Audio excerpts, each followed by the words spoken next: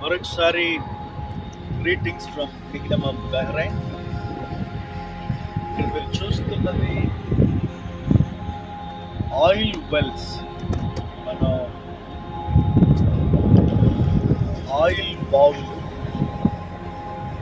Gulf దేశాల్లో వాళ్ళ ప్రధానమైన ఆదాయం ఈ ఆయిల్ బండి. ఇలాంటి ఆయిల్ బావులు కొన్ని వేలు ఉండొచ్చు. ఇది ఎడారైనా కూడా ఈ దేశం బంగారాన్ని పండిస్తున్నట్టుంది.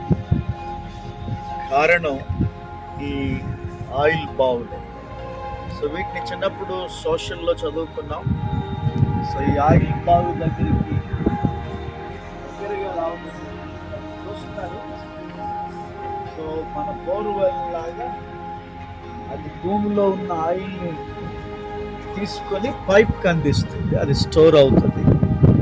సో ఇలాగ కొన్ని వేల ఆయిల్ బావులు మేము చూసాం.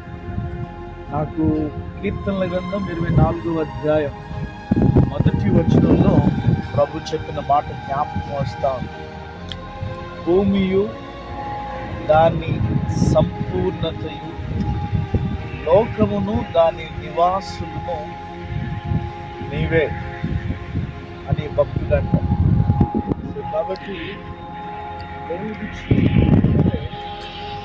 ఇష్మాయేలు సంతానమైన అరబ్బులకు ప్రధాన వనరుగా ఆదాయంగా ఉండడం మనం చూస్తా ఉన్నాం.